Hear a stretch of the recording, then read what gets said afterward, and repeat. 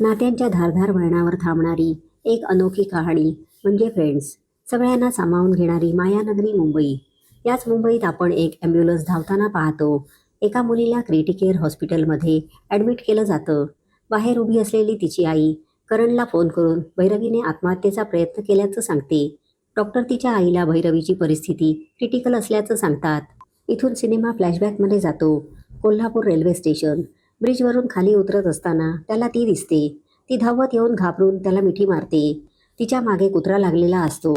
तिच्या बॅगला लावलेल्या किचेनमुळे तो तिच्या मागे लागतो. तिच्या दुपट्ट्याचं लटकन त्याच्या बॅगला लागतं. हीच ती पहिली भेट लक्षात राहण्यासारखी. त्याला त्याचा मित्र रग्या सोडायला आलेला असतो. ट्रेनमध्ये बसल्यावर सुद्धा तो तिचे फोटोज पाहतो. घरी आल्यावर सुद्धा त्याला तीच दिसत असते. दुसरा दिवस. कॉलेजला जायची घाई. त्यात ट्रॅफिक खोळंबलेलं असतं. त्याच ट्रॅफिकमधून एक मुलगा पळत असतो आणि एक मुलगा त्याचा पाठलाग करून त्याला गाठतो.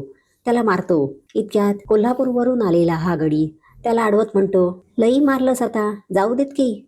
मारणारा विचारतो, तुला माहितीये काय केलं याने ते? तरीही तो त्याला थांबवतो.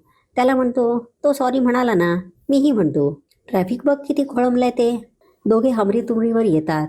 तेवढ्यात तिथे इन्स्पेक्टर येऊन त्यांना म्हणतात, आपापल्या गाडीने जाणार की माझ्या गाडीने जाणार? दोघेही तिथून निघतात. तो कॉलेजला येतो. काही पोरांची गँग तिथे बसलेली असते. ते त्याला थांबवतात. तो स्वतःची ओळख सांगतो, नील. एक जण त्याला कॉलेजला 4 फेऱ्या मारून यायला सांगतो. आता नीलच्या लक्षात येतं की ही लोक त्याचं रॅगिंग करतायत. तो तसं त्यांना विचारतोही आणि म्हणतो, ही गोष्ट जर व्हीसींना कळली तर? तेवढ्यात तिथे बसलेला करण पुढे येतो. जा सांग, व्हीसीला सांग नाहीतर सीएमला सांग. नील प्रिन्सिपलला भेटायला जातो. परत खाली येताना त्याला करण दिसतो. एक बाई त्याच्या पाया पडत असते. नील याबद्दल बाजूने जाणाऱ्या मुलीला विचारतो, हे काय चाललंय तिथे? ती म्हणते, काल तिचा नवरा क्रिटिकल कंडिशनमध्ये होता. ते त्याला हॉस्पिटलमध्ये घेऊन जात होते. पण एक बाईकवाला ॲम्ब्युलन्सला साईड देतच नव्हता. शेवटी करणने फॉलो करून त्याला चांगलाच मार दिला. त्यामुळे ॲम्ब्युलन्स वेळात पोचली आणि त्यांचा जीव वाचला. करणची ही जमेची बाजू नीलला कळलेली असते. करणला ज्युनियर असलेला नील दुसऱ्या दिवशी मुलींना फुटबॉल शिकवत असतो.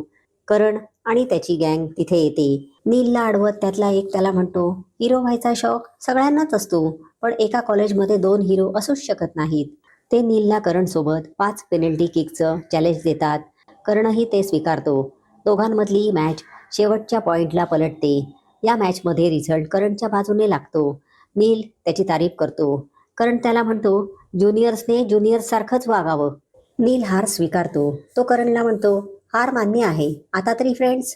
पण करण त्याला म्हणतो, मैत्री कमवावी लागते, मागून मिळत नाही. घरी निघताना एक मित्र करणला घरी सोडायला सांगतो, पण तो नाही म्हणतो. त्याला पैसे देऊ करतो. वर म्हणतोही, मी पैसे देऊ शकतो, लिफ्ट नाही. आयुष्यामध्ये काही जागा रिकाम्याच बऱ्या असतात.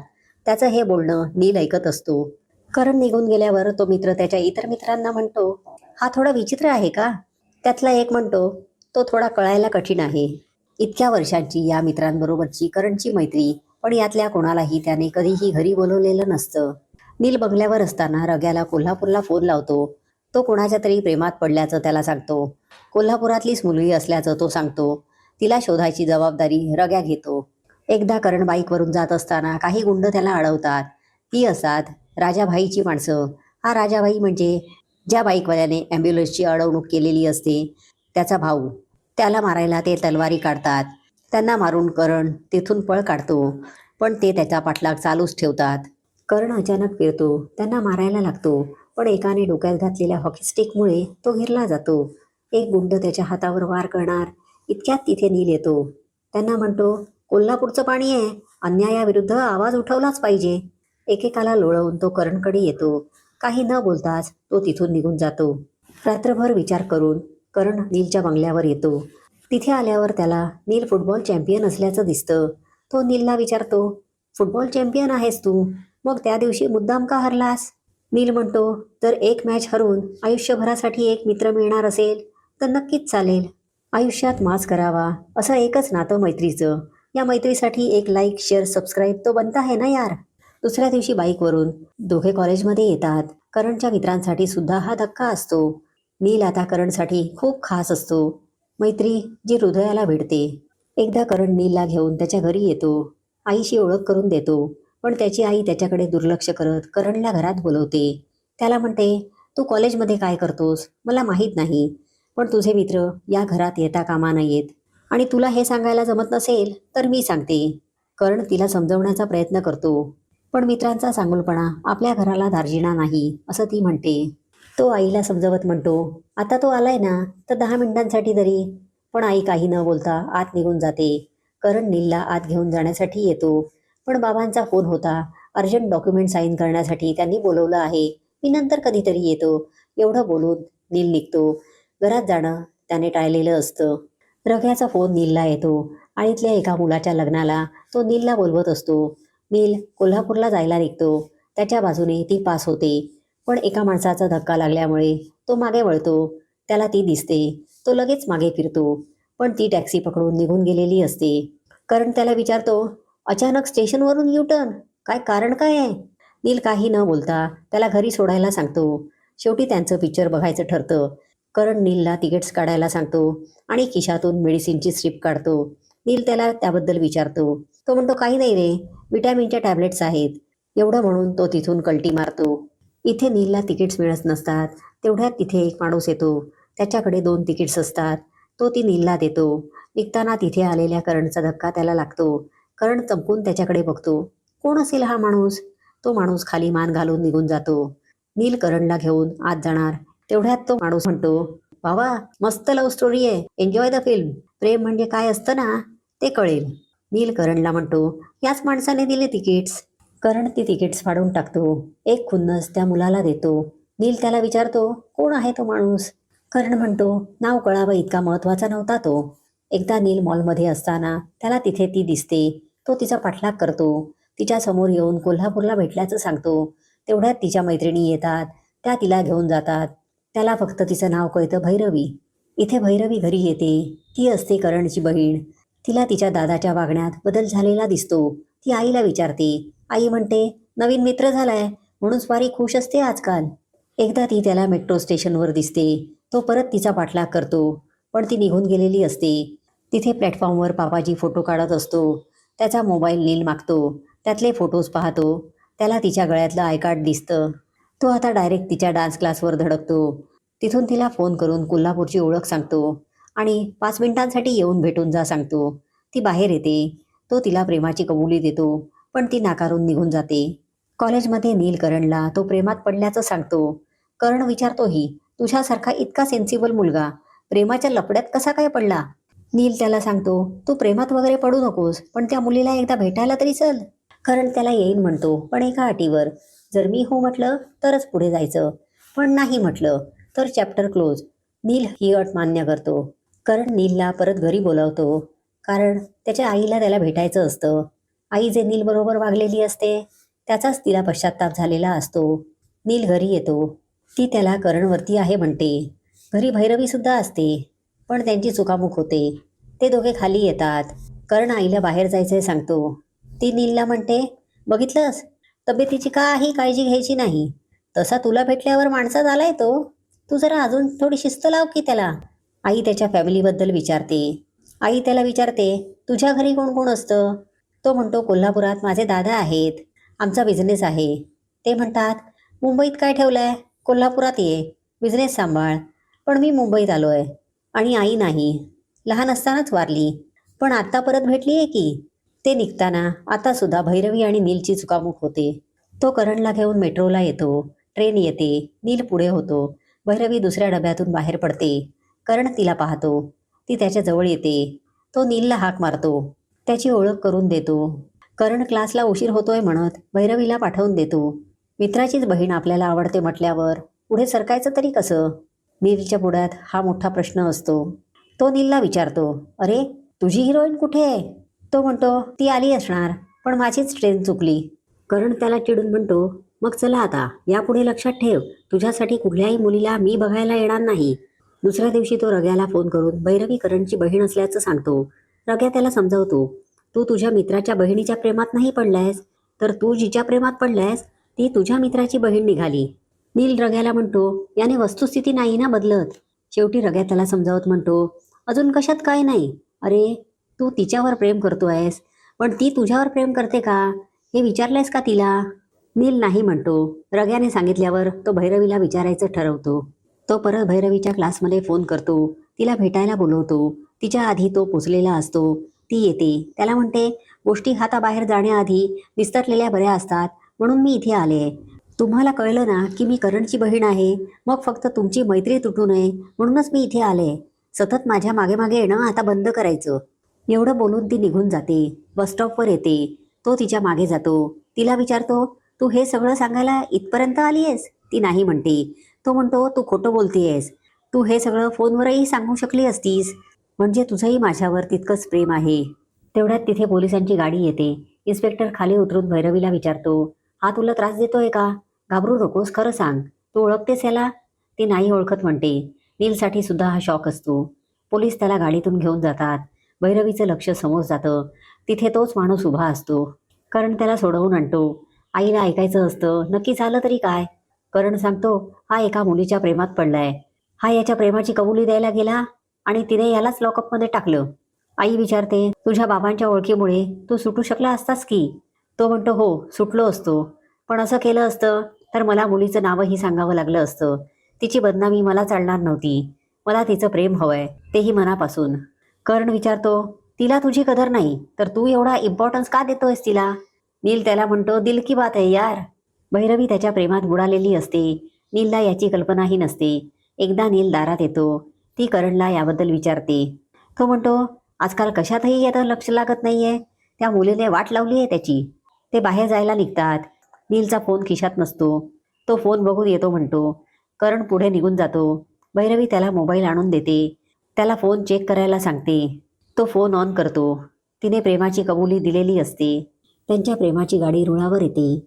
भैरवी त्याच्याकडून वचन घेते. अख्खं जग जरी आपल्या विरोधात उभं राहिलं ना, तरी तू माझा हात सोडायचा नाहीस. तोही तिला वचन देतो. नील करणबरोबर असताना भैरवीचा फोन येतो. आता हा फोन घेणार तरी कसा? तो तिच्याशी रग्या म्हणून बोलतो. ती त्याला बोलवत असते. तिने सिनेमाची 2 तिकीट्स काढलेली असतात. त्यांचं बोलणं ऐकून करण विचारतो, कोल्हापूरला चाललायस? एका अर्जंट कामासाठी तो करणला घरी सोडायला सांगतो. बँकेचं काम आटपून तुला सोडतो, करण म्हणतो. बँकेत जाताना करणची बाईक आणि त्या माणसाची गाडी डॅश होते. करणला परत तोच माणूस आडवा आलेला असतो. एकमेकांसमोर येताच परत वादाला तोंड फुटतं. मारामारी होते. नील मध्ये पडतो. त्याला विचारतो, कोण आहेस तू? तो माणूस म्हणतो, त्यालाच जाऊन विचार. त्यांचं बोलणं चालू असतानाच करण खाली कोसळतो.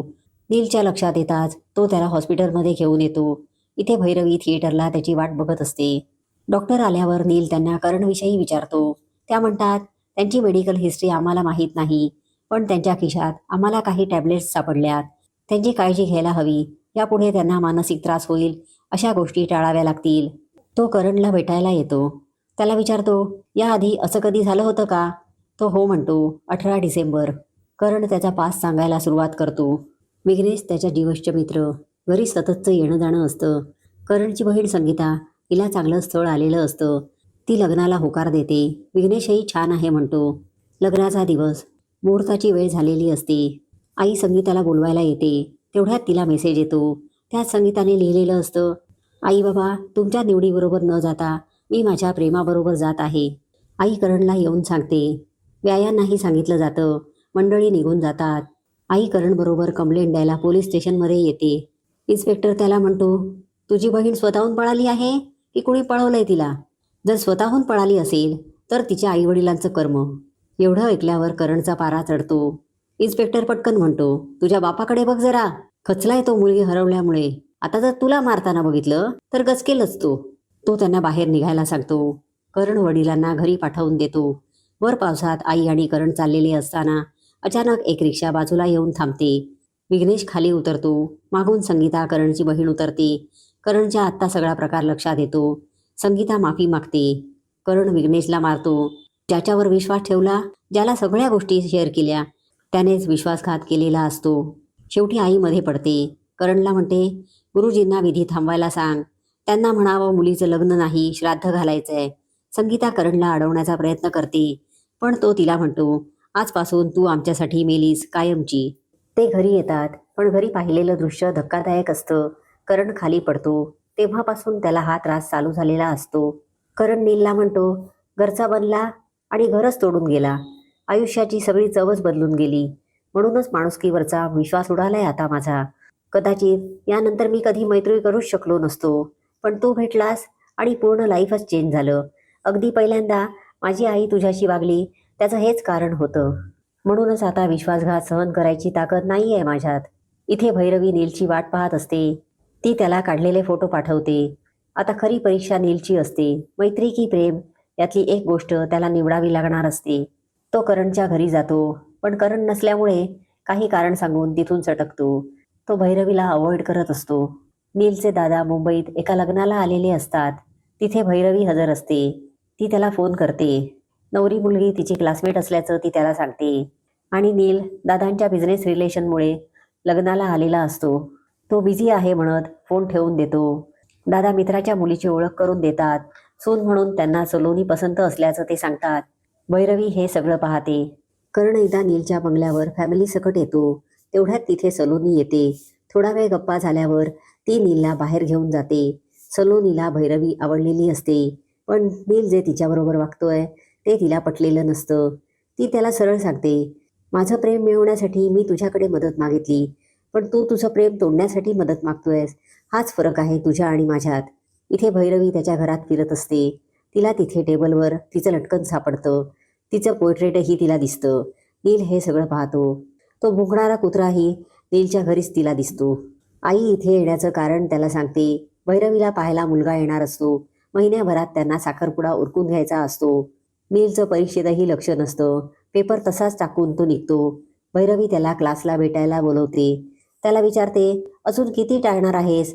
माझं सगळं बरं चाललं होतं. कुठचंही नातं नाही, कमिटमेंट नाही. तूच सवय लावलीस ना या सगळ्याची, आणि आता तूच गप्प आहेस. नक्की झालंय तरी काय? तरीही तो गप्पच असतो. तिला दादामुळे नील असं वागतोय असं वाटतं. ती दादाशी बोलायचं म्हणते. नील हाक मारतो, पण ती निघून जाते. दादाशी ती बोलायला येते, पण तेवढ्यात संगीता बाळाला घेऊन दरवाजात येते. करणचा राग अनावर होतो. आरडाओरडा ऐकून आई बाहेर येते. संगीताने आई अशी हाक मारताच आई म्हणते, कोण हवंय आपल्याला? इथे फक्त करण आणि भैरवीची आई राहते. संगीता तिला समजवत म्हणते, मी इथे फक्त माझ्या मुलीला तुझा आशीर्वाद मिळावा यासाठी आले. तुला दया येत नाही का ग? आई म्हणते, मी परोपकार करणं केव्हाच बंद केलंय. तुझ्यामुळे माझं घरदार उद्ध्वस्त झालं. माझा नवरा गेला. तुझ्यामुळे मला आणि माझ्या मुलांना तोंड लपवून फिरावं लागलं. तू माफी मागून मोकळी होशील ग, पण या घरचं हरवलेलं घरपण परत येणार आहे का त्याने? काही दिवसात भैरवीच्या आयुष्यात चांगलं घडणार आहे. तुला ते बघवत नाही आहे का? तू जे काही केलंस ते तुझ्या बाळाच्याही वाट्याला येईल. आई करणला दार लावून घ्यायला सांगते. तो संगीतासमोर दार लावून घेतो. आता परीक्षा भैरवीची असते. करण तिला विचारतो, तुला मला काहीतरी सांगायचं होतं ना? ती नाही म्हणते. दुसऱ्या दिवशी ती त्यांच्या पहिल्या भेटीच्या वेळचा ड्रेस घालून नीलच्या बंगल्यावर येते. तो तिचं चित्र रंगवत असतो. ती तिथे येते. आई आणि दादाने मुलगा पसंत केल्याचं ती सांगते. मुलगा येणारा आहे. आठवड्याभरात साखरपुडा आणि 15 दिवसात लग्न. मी फक्त तुझ्याबरोबर सुखी राहू शकते, ती त्याला सांगते. नीलला हे मान्य नसतं. ती त्याला जुन्या आठवणी दाखवत विचारते, मग हे सगळं का जपून ठेवलंयस? मला माहिती आहे तुझं माझ्यावर खूप प्रेम आहे आणि हेच सत्य आहे. नील तिला आठवण करून देत म्हणतो, तुझ्या मोठ्या बहिणीच्या प्रेमामुळे तुमच्या घराची धुळधाण झाली. करण आजही या धक्क्यातून सावरलेला नाहीये. हे सगळं माहिती असून सुद्धा परत तेच करायचं? करणचा त्याच्यावरचा विश्वास हा त्याच्यासाठी जास्त महत्त्वाचा असतो. ती त्याला विचारते, म्हणजे तुला मैत्रीतला विश्वास कळतो, पण प्रेमातली बांधिलकी कळत नाही. ती त्याने दिलेल्या वचनाची आठवण करून देते, पण तो स्पष्टच सांगतो, आता ते मला मोडावं लागणार आहे. ते वचन जर आपण पाहिलं तर आपलं एक नातं आपण जपू, पण त्यामुळे 4 नाती तुटतील. आता कदाचित तुला माझा राग येईल, पण तुझं लग्न झालं की सावरशील स्वतःला. तुझं आयुष्य पुन्हा सुरू होईल. पण करण आणि आई या धक्क्यातनं स्वतःला नाही सावरू शकत. करणला हे जर सगळं कळलं तर तो मरेल. त्या घराने मला प्रेम आपुलकी दिली आहे. त्या माणसांना दुःखी करून आपण सुखी राहू शकत नाही. तू परत इथे कधीच येऊ नकोस, तो तिला स्पष्टच सांगतो. रग्यासुद्धा रागाने नीलला बोलतो, रडत गेली ना आता ती? कसली फिलॉसॉफी साडत होतास? रग्या त्याला सांगतो, आता करणला जाऊन मीच सांगणार. नील त्याला अडवतो. नीलचा राग रग्यावर निघतो. याच रग्याला नीलने रस्त्यावरून घरी आणलेलं असतं. त्याला गॅरेज काढून दिलेलं असतं. याचीच परतफेड रग्याला नीलचं प्रेम मिळवून देण्यासाठी करायची असते. नील त्याला कोल्हापूरला निघायचं म्हणतो. इथे आई भैरवीसाठी तिने केलेले दागिने घेऊन येते. आई निघाल्यावर ती नीलला फोन लावते. तो फोन नील उचलत नाही. ती बंगल्यावर फोन करते. तिथून नील कोल्हापूरला निघाल्याचं तिला कळतं. ती परत नीलला फोन करते. यावेळी तो फोन उचलतो. तिला सांगतो, माझा नंबर कायमचा डिलीट करून टाक. नीलचा शेवटचा कॉल आणि भैरवीने घेतलेला निर्णय. ती डान्स करत असताना बेशुद्ध पडते. आई तिला हॉस्पिटलमध्ये आणते. तिथे करण येतो. आईला धीर देतो. नीलला तो फोन लावतो. इथे नील स्टेशनवर येतो. करणचा फोन आल्यावर त्याला भैरवीने विष घेतल्याचं कळतं. हॉस्पिटलमध्ये पोचताच नील रग्याला प्रॉमिस देतो, वर गेल्यावर काही बोलायचं नाही. शेवटी रग्याला खालीच थांबवून तो करणकडे जातो. भैरवी शुद्धीवर आल्यावर ते आत जातात. करण तिला विचारतो, तू नेहमी म्हणतेस ना माझा दादा माझा मित्र आहे, मग का असं केलंस? कुठे कमी पडलो आम्ही? आम्ही तुझ्यासाठी जो मुलगा पसंत केला तो तुला आवडला नाहीये का?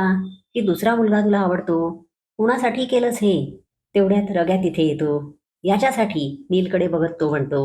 नील त्याला थांबवणार तेवढ्यात रग्या म्हणतो, तू तुझ्या मित्रासाठी एक वचन मोडलंस आणि आता मी माझ्या मित्रासाठी एक वचन मोडतोय.